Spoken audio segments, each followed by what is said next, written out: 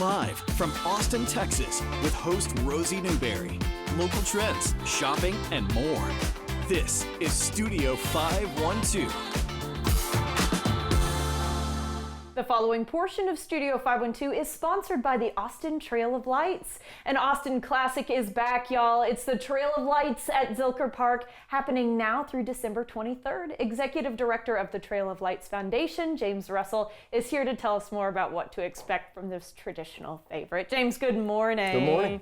Let's talk about the Trail of Lights and its legacy here in Austin, because you and I chatted off camera. I didn't realize the Trail of Lights went away and came back. That's you guys putting in the effort. Yeah. So it did go away for a brief amount of time in 2009, 2010, and in 2012, we created the Trail Lights Foundation to work with the city to take the cost burden off the city.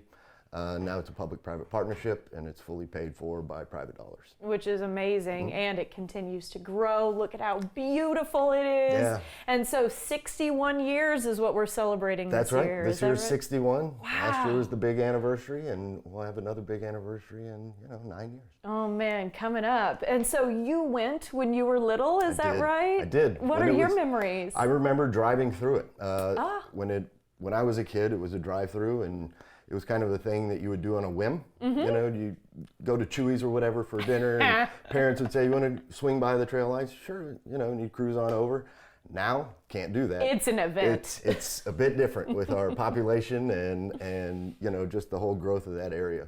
Yeah, but there are so many reasons for people to stop and slow down. Not only, of course, now is it walkable, but you've got hot chocolate, You've got lots of amenities, encouraging people to slow down and enjoy it with their friends and family. Sure, yeah, you can come in, you can grab some cocoa, you can grab some s'mores.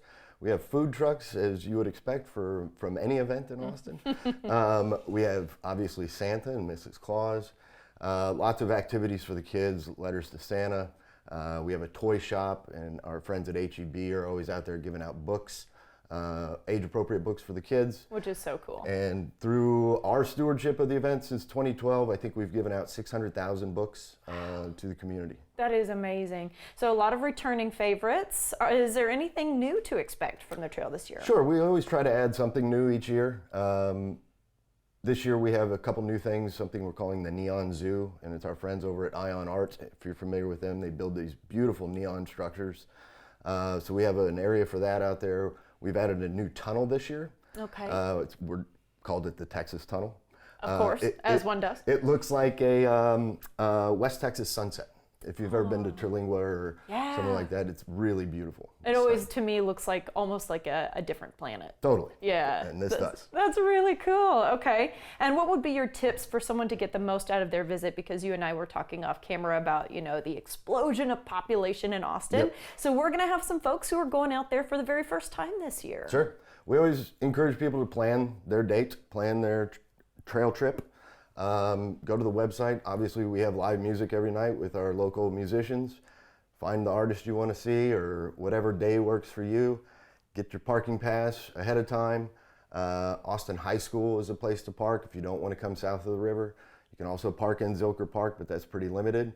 And, pick your free night, pick your paid night. Half the nights are always free.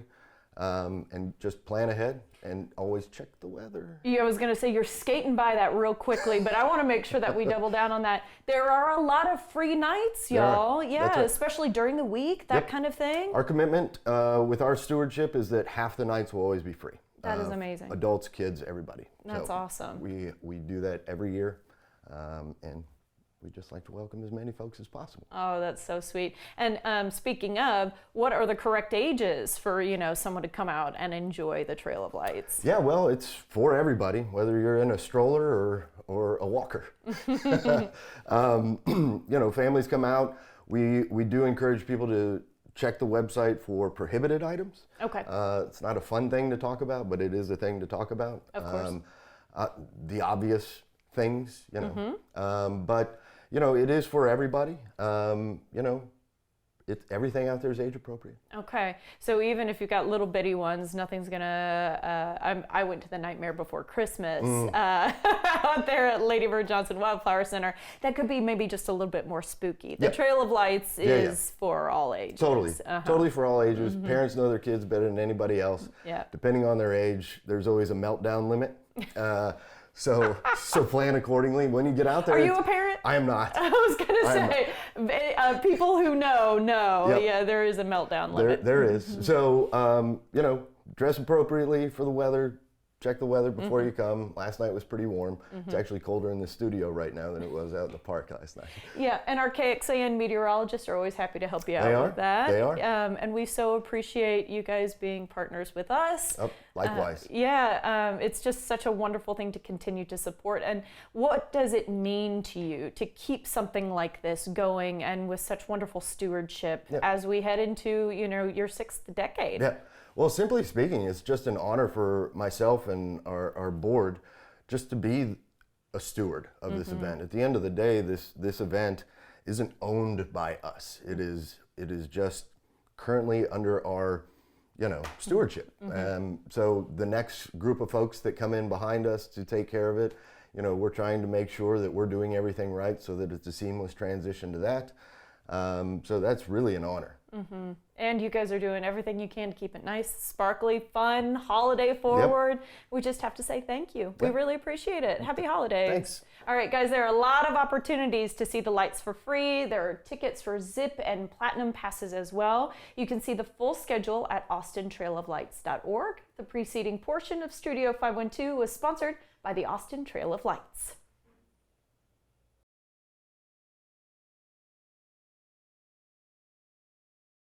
The following portion of Studio 512 is sponsored by the Bugmaster. Guys, we are not the only ones who like the warm, cozy interiors when the temps start to drop. Rodents become a problem at this time of the year. CEO Dauphin Ewart of the Bugmaster is here with some practical prevention advice. I don't like talking about it, but the truth is it happens. Why do rodent issues spike during the holidays, Dauphin? What we really see is it's the time when people really notice. So we do see that the cold weather will drive some activity, meaning the rodents on the outside will head inside for shelter to get warm, things like that.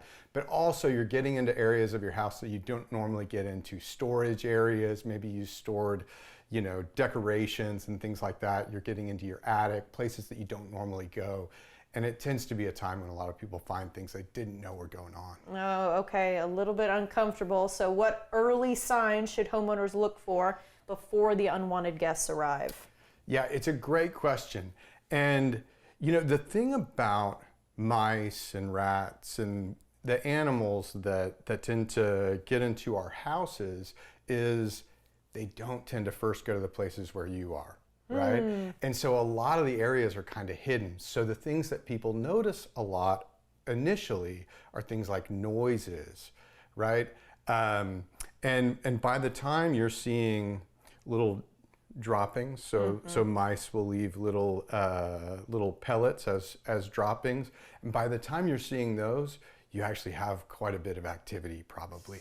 So usually people see them in pretty hidden areas, places like your attic. So if people have their air conditioning unit in their attic, sometimes the pan around that is a good place to look. If you're just getting up there, just pay attention to that. See if you see anything that looks weird, looks like little pellets, and it might be a good time to check it out, see if that's something. Okay, and of course, we probably don't have a whole lot of expertise, us just regular old homeowners, but your team does solve rodent problems, so can you talk to me about that? So a lot of what we're looking for is why you have a rodent problem. So we're gonna look for access areas to your home.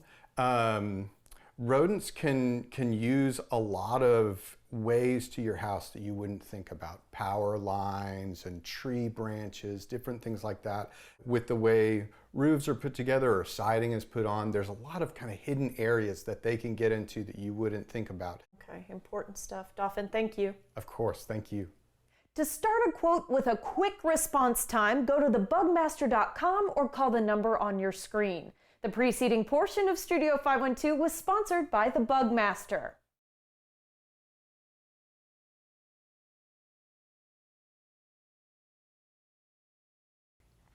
Welcome back, everybody. Local singer-songwriter Lana Carlson recently released her brand new single, Austin, which serves as a love letter to this city. She joins us alongside her creative director, Quentin, to tell us more. We're happy to have you both this morning. Good morning. Good morning. Happy to be here. Lovely to have you. Okay, talk to us first, Lana, about your musical journey. We were talking off camera. It's a halfway around the world journey. You were actually born in Siberia. I was born in Russia, yes, in Siberia, of all the places.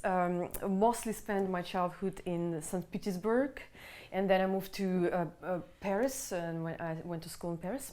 This is where the accent is coming from. If you got confused, so now you know the story. Now we know. And somehow I ended up in Austin, which is the best place to end up. After Siberia, Austin feels like a permanent vacation. Yeah, yes, a big change from cold to warm. When did the music bug bite you along the way? Well, music always been in my life. My first degree is a choir conductor. Yeah, my first education is a musical education, right? It's actually, I segued for music because I wanted to learn a little bit more about business. And this is how Austin probably knows me, through art. I was in the business of art, organizing exhibitions and art fairs here in Austin. But 2 years ago, I finally felt comfortable enough to write in English. I always wanted to write in English. That's probably why it took me so long. Sure. It took me 10 years to feel comfortable with English words. But when I got comfortable, I couldn't stop writing. Oh, that's Let's wonderful. put it that way. Yes, yes. It just started pouring out of me 2 years ago. So, and that resulted in the album and the beautiful record that we just made, and an incredible video that we shot of Austin. And, so yeah. And our folks at home are going to be able to see a little bit of this video. I mean, it's absolutely gorgeous. Yeah. And for someone who wants to see a little bit of Austin, they can see the gorgeous skyline. They can see your gorgeous face throughout it as well. But this really is a love letter to Austin. So can you tell me what you love so much about this place? It really is. It really is. I love Austin so much. It is homage to Austin, and I couldn't love Austin more than any other cities in the world. I feel like there were so much opportunities for me. It treated me so well for the last 10 years, and so many wonderful things happened here in Austin. So it is a homage, a love letter to Austin for sure. That's Yeah. wonderful. Yeah. I've found about Austin that doors just happen to keep opening. People are so Yes. friendly here. Exactly. Despite all the maybe drama and difficult moments, there's always another chance. There's another opportunity. It's been wonderful. Door closes, window opens. Exactly. It's been magical so far for me, for sure. I'm so happy to hear that. And what are you working on now? Because this is where we start to tie Quentin in. Well, the new video is coming up. We just shot a new video. It's a little bit less romantic as Austin. It's a little bit sexier. We shot it in Devil May Care, wonderful jazz bar here downtown. Yes, together I know it. with Quentin. Yeah, Yes. it was so much fun to get to join Lana, and I'm entering my creative direction era, and so it's been cool to kind of curate a world that I felt was very honest and true to Lana. We had lots of conversations and working with Sunfall and Justin Heron, and really trying to create a music video that was beautiful but also represented a side of Lana that we haven't seen quite yet. Yeah, I played two characters in that video. Ah. Yeah, a female version of me and a male version of me. Oh, There's a little bit of a interesting. conflict.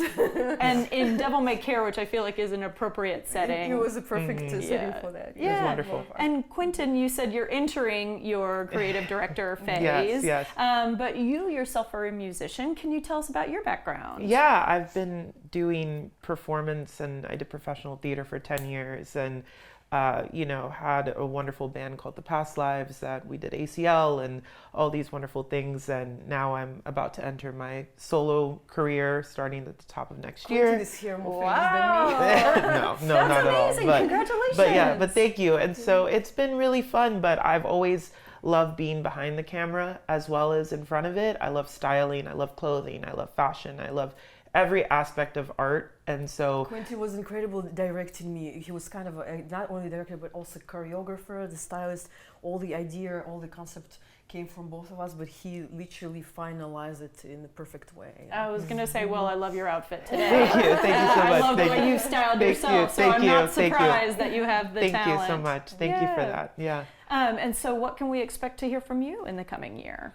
Oh goodness. Oh man. I mean, I have a single that will be probably coming out at the top of the year, and an album, and shows, and traveling, and so many crazy things that are going on. Well, you gotta hang around a little bit because she needs more music videos. Right? No, I am here for Lana, and I love working with Lana. I've known Lana for such an incredibly long time, and it's Maybe we'll make one music together. maybe we'll make music together. Yeah, we're about That's to be also going a possibility. to Dallas to help kind of work on new music for Lana and stuff. So I'm always doing something artistic. Yeah, brain it's always, I'm never not. Is always Yeah. working. I love that. Okay, well, Lana, let's talk about your album Redemption and some of the other songs we might find on it. Yes, well, Redemption, probably the name speaks for itself.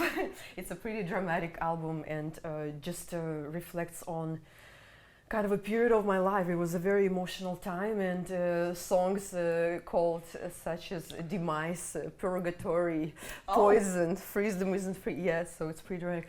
But what it did, that all the drama of my life when relationships were lost, and I paid really high price emotionally. I came out of it on the other side stronger, and with this beautiful piece of music, and I felt really accomplished, and I felt really at peace at that moment. Wow. Right, I feel much better now thanks to music. It was very therapeutic, but also it gave me this beautiful thing on my hands now. Yeah, and now you can share it with other people, folks who might be going through the same thing. Correct, and Yeah. I feel like people do have that comment. They're like, "Oh, this song really was speaking to me," and it's a beautiful comment for sure. Oh, lovely. Okay, just real quickly, an album release party is coming up in 2026. Is that right? Right before South by Southwest, beginning of March. Not to interrupt South by Southwest, we know a lot of going on, but we're gonna have a pre-South by release party where I'm gonna play at Soho House. They have a beautiful music room with a grand piano. I'm gonna perform a few songs. We're gonna have cocktails and just enjoy and celebrate the first album. Well, it sounds like a great time to me. Congratulations to you both on everything Thank you've you so accomplished. much. Thank you. 2026 is going to be a big year for these two. To keep up with Lana, visit lanacarlsonmusic.com or follow her on social media at Lana Jolie Carlson.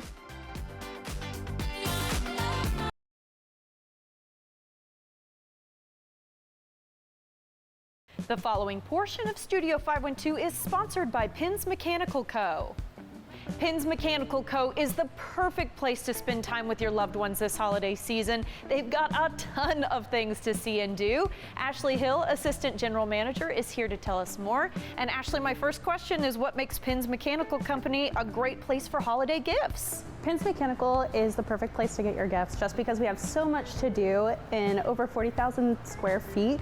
We have duck pin bowling, we have arcade games, pinball, and a bunch of free games, as well as our classic cocktails and beer. Yeah, we're going to talk about all of those things in a little more depth. Let's start with drink specials or happy hour deals that you have for guests that are looking to unwind while they have some fun. So all of our weekdays from 4 p.m. to 7 p.m. we have half off all of our short and tall beers and $5 off of our signature cocktails. All right, let's talk about the kind of games and experiences that visitors can expect when they come in. So we have our ping pong square that has 3 ping pong tables that you're more than welcome to just go up to at any time. We have our pinball alley, duck pin bowling, as I said earlier, and our free arcade room in the back corner of the building, and our crown jewel, the 70s room. The 70s room, which is set up just like Grandma would be proud of, right? Oh yeah, shag carpet walls, Sega consoles, it's beautiful. Oh, that's amazing. And I have to ask about duck pin bowling a little bit more because people may not have a good idea of what exactly that is. It's similar to the bowling we know, but not quite. Right. So the main difference is that it is smaller. It's kind of like you shrink down bowling with a mini ray gun, and then you get 3 turns instead of 2. Oh, I'll take that. Yeah. Sounds good to me. And then we're standing right in front of a massive light bright sign. This is a fan favorite. Oh yeah, it's huge. Tons of fun for adults and kids.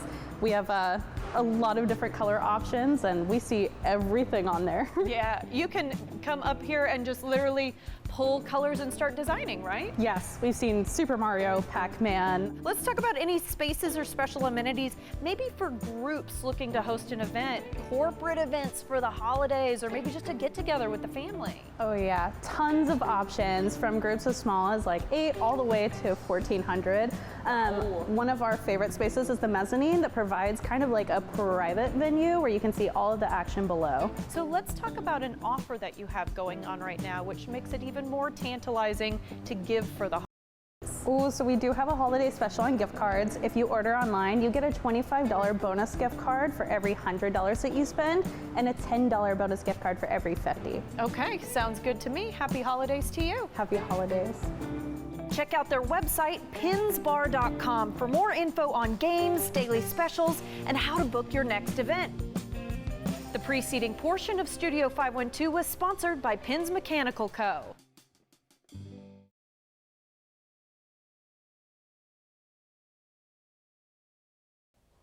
Welcome back, everybody. Our friend Claire Saldana of Style Done Easy usually brings fun fashions from local boutiques.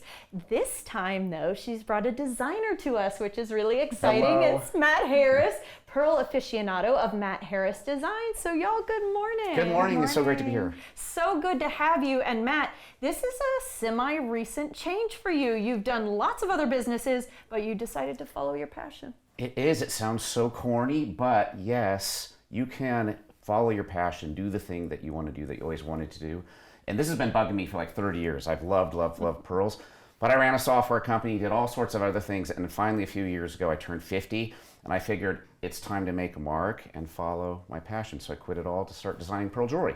And you've got not only a jewelry website where people can shop, but you now find yourself on pearl boards and things like that. It has escalated quickly. I went all in, 100% on this, and yes, I'm on the Pearl Association, or the Pearl Association of America board. We just changed the name, and do all sorts of pearl events around the world. I get to speak in Tahiti, Bora Bora. I'm on the airplanes in Air Tahiti talking about pearls. Hang on. So the travel benefits are really, really, really good too. Yeah, well, sounds I good. picked the right thing. I was gonna say I could get into pearls with little benefits like these. Right. Don't quit. We want. You're good. God bless you. It's National Wear Your Pearls Day, by the way, guys, coming up this coming Monday. So just to let you know, and if you get a little inspiration, maybe shop Matt Harris. No big deal. But let's talk about how to tell if pearls are real or fake. And I don't even know what a fake pearl would be made of. Maybe plastic? It's the biggest question that I get asked, and what you probably heard about this is true if you've heard about this. Claire actually knew this. She talked to me this morning. Yeah. And that is that first of all, they're made out of plastic or glass usually, and they're everywhere. Coco Chanel, designed with pearls, fake pearls in the 20s. Oh, wow. That's why they became so big and popular, is that people couldn't afford to buy them back then. But the way you tell is this. It's going to sound kind of weird, but I've got an example in my pocket. You put them on your tooth, and the bottom of your tooth, you rub them, and if they feel gritty, like sandpaper, then it's a real pearl. If they're smooth, then it's a fake pearl. But don't go to the garage sale and pick up those pearls and stick them in your mouth. The other way that you can do it is just hold them up like this and rub them against each other, and you'll still feel that gritty texture. The grittiness. But that's okay. that's the tooth test. The tooth test. Yeah. All right. I'm gonna go test the pearls that I've got. Yeah, everybody's going out to their box and saying, who's to say if I've got real ones or not? But let's talk about the different types of pearls, because I was asking you about farming earlier. This is actually quite symbiotic, you were saying. Mankind can get something really beautiful from, a living thing. Yeah, that's why I love them so much, because pearls are the only gem, and they're technically a gem by the GIA, but they're the only gem that comes out of a living creature. So these come out of mollusks, which are oysters or mussels, and it's the perfect companionship, partnership between human nature, or mankind, and Mother Nature. So they're farmed. 99.9% of them are farmed. It's not people diving down anymore and like picking up the oyster and getting lucky. That doesn't happen anymore. We have pearl farms, and they're like nets in water, and you put a little bead or some sort of irritant into the mollusk, and then you take care of that mollusk, and you scrub them every once in a while, make sure the water's healthy. pull them out a few years later, and hopefully you have a pearl. Wow, a Yeah. few years later, so this is a Easy. long game. Easy. Every pearl is in the water for quite a long time, and so one pearl can come out of one oyster or mollusk that's been babied and treated and taken care of for years, and even then only 5% are going to come out round. Wow. Yeah. Well, I'm looking at Claire's, I mean, I'm obsessed with Claire's pearl necklace. I gave her a really special one today. How long would these have to be like incubating? These particular ones are probably in the water for about 4 years or so, maybe up to 5 years. These are from the South Sea. This is off the coast of Australia. There's two different types of pearls. There's saltwater. We keep it really easy in the pearl business. Saltwater pearls that are from the ocean, and then freshwater, which you're going to see in a few minutes, and those are pearls that are in lakes and streams and ponds. This is saltwater. Saltwater. Well, it is absolutely beautiful. And yes, I'm going to have you two join me because we've got some models to show off today. And I love that this first one is one we're talking about. You have a fantastic brooch on, but we're going to talk about how men can wear pearls. So AB, come on out and join us. And AB looks fantastic. He does. This is a look I see all the time, men in pearls, t-shirt, keep it casual. And men in pearls has actually been a big thing for history. If you take a look at kings in paintings and museums, you're going to see them wearing pearls. Julius Caesar loved pearls. We even talked about the Met Gala, how Pharrell had a full shirt made out of pearls. And you know, sometimes you can see guys kind of dress it up, but I love how AB did this, a simple t-shirt, a corduroy shirt on top of that. Keep it casual, wear it with your everyday things. It doesn't have to be as dressed up. Yes, it's lovely to dress it up, but a little casual something. And it gives it such a pop, nice little outfit pop. I really like that a lot. Okay, AB, thank you so much. And we also want to talk about how to style pearls. So we're going to bring out the beautiful Yanette. She looks absolutely fantastic. She could get away with this outfit at work any day of the year. And that's what we talked about. Like, so many company parties are happening right now. If you need to go from the office to a dinner later at night, something like this, you know, I always say, like, lean into things. If you're going to do it, just do it. And so with this, we've double layered hers. There's two different types of pearls that Matt can speak to, and you know, with the different you know, strings in there. What I love about it, I told Annette, I was like, we have to show how you can totally take this baby off and show it in the back. You know, I was telling Matt, when I got married, I did a long string of pearls myself, and something like this you can put to the back. Let's go ahead and show that. And pearls on metal are a big thing now. So metal. I was at Paris Fashion Week a month or two ago, and I noticed jealous. a lot of people, yeah, right, well, it was a lot of fun, Look at that. designing with pearls and gold or silver or whatnot. And it's a way that you can wear pearls and participate in pearl fashion without being committed, like I'm wearing a pearl strand. And everybody should have a pearl strand, but this is a way that you can wear pearls every day. You know, show it off beautiful. real beautifully in the back. You have just a little bit in the front, and then with a pop of a necklace, or I'm sorry, pop of an earring like that, it really makes a huge difference. It does, and the flatness of these pearls is something I need to ask about. Yeah, we're talking about the farming of pearls, and you put in an irritant. Most of you have heard about how pearls are started with an irritant of some type. Well, the pearl will take on the shape of whatever irritant you put in. So if you put in a flat disc, you're going to get a flat disc pearl. There's cross-shaped pearls. There's little Buddhas that they can put inside of mollusks as well. So in this case, it was a flat disc, and the pearl came out flat. Oh my gosh, Yeah. gorgeous. And so is there a way, just looking, to tell the difference between a saltwater and a freshwater? Pretty much. I've been around it a long time, you know, so Matt can do Yeah, that, but call what about the rest of us? the difficulty are the pearls that AB was wearing earlier. These are freshwater pearls, but they've gotten so good at making these that they rival some of the best saltwater pearls. And that's another point that I want to make, is that the saltwater pearls have usually been unaffordable. I mean, thousands and thousands of dollars. This is a $25,000 pearl necklace here. AB's is $185, but it looks just like the $6,000 or $7,000 pearls that you get in saltwater. Very, very hard to tell the difference. Very Okay, approachable. Yanette, thank you so much. We have to bring out AB one more time just because we've been talking about it. So, as you were saying, hard to tell the difference here. Yeah, it's a new type of pearl called Edison pearls, and that's because Edison in his lab said, there's two things I can't make in my lab, a pearl and a diamond. Well, interestingly enough, they're making lab diamonds now. Yes. But these pearls are a result of a few decades of really hard work in marrying different types of mollusks together.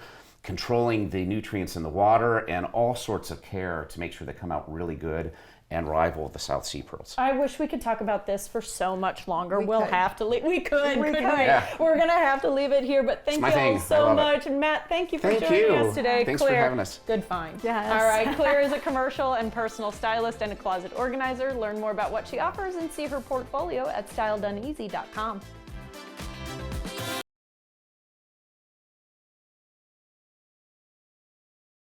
Everything is not as it seems in Paramount Plus original Little Disasters when a long-standing friend group falls apart due to an unforeseen incident. And joining me now is the star at the helm of it all who plays Jess. It's Diane Kruger. Hi, Diane. How are you? I'm good. Hi, how are you? I'm good. I'm good. I just have to say, I love this show. I'm halfway through the season, so I haven't seen the ending yet, but I love it so far. And this first question I've got for you is that Jess is kind of a seemingly perfect stay-at-home mom of 3 until the night that changes everything when she takes her daughter Betsy to the hospital for reasons that as the audience we are slowly unpacking. So I'm curious, what drew you to this character?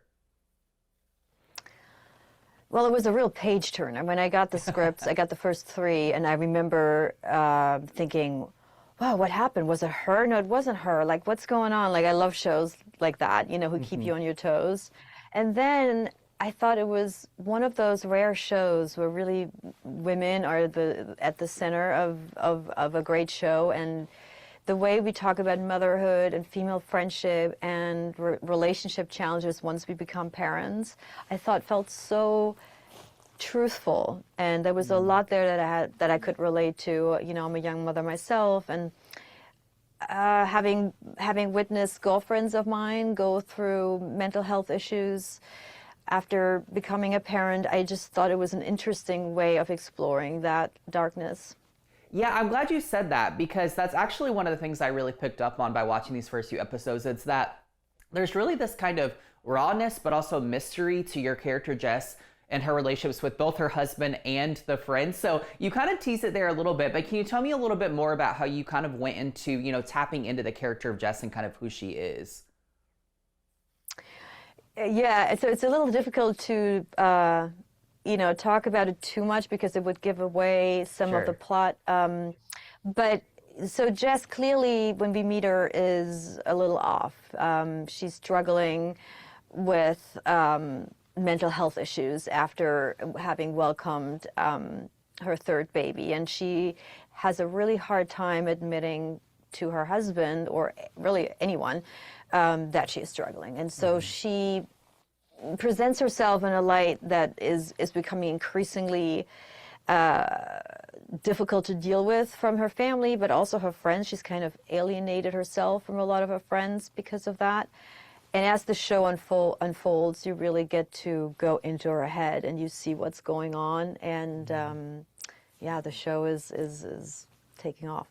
Yeah, it's really brilliant. Like I said, I've really enjoyed what I've seen so far. And one of the coolest things about this show, I think, is that it really dives into the friend group and chosen family dynamics of a lot of our lives, right? And so that's a really intriguing aspect of the plot of this show. And so I'm curious, like, what do you hope people maybe kind of see maybe within their own friend groups or kind of those chosen family dynamics when they're watching this?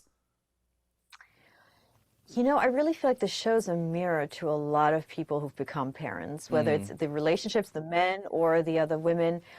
Out of my own experience, I know that, you know, you meet all these new mothers, right? Because you share a moment in your journey of becoming a parent, and it binds you together more than you would know. And people that are from all different walks of life that you might have never become friends with, all of a sudden are literally the pillars of you being able to function as a parent. And so the show really talks about that as well, how you stay close with people because they have a different, like a similar journey than you. And the judgment also, you know, that parents have with each other. I think that's a very real thing, whether we like to admit it or not. We constantly judge each other at parenting and choices they make as parents. And the show really talks about that too. Yeah. Now this is a fantastic ensemble cast with fellow actors like Joe Joyner and Shelley Kahn. What was the experience like for you getting to work with this cast? Oh, they were, I mean, amazing.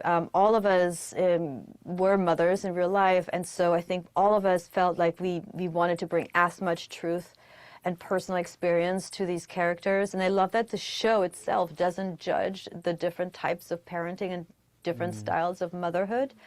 And Jo, in particular, who I have most of my scenes with, she's an excellent actress, and she is such a lovely person. I was really going through the ringer during a lot of the show, and I didn't feel like, I felt often isolated because I couldn't feel like I could go out at night and hang out and have a fun night and then dive right back into this the next morning.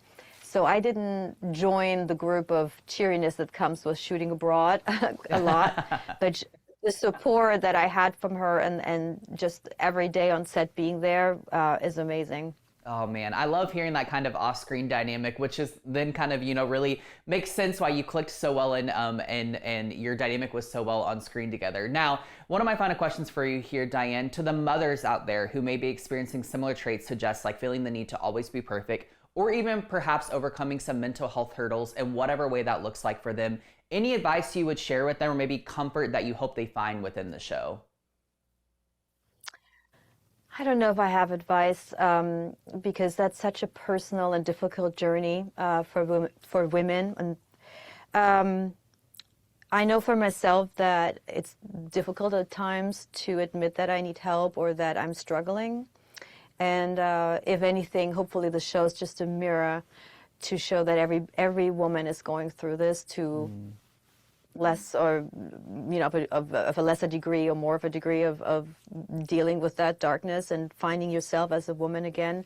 So hopefully it's just, you know, a point of discussion like we're having right now, and maybe one of them is able to say, actually, that's not far off from what I'm feeling or what I have felt, and let's try and make this better. Yeah, I love that. I love when, you know, different mediums we pick up have the opportunity to open up discussions like you said. So Diane, thank you so much for your time this morning. Little Disasters is coming to Paramount Plus on December 11th, so check out Diane's performance alongside the rest of the cast.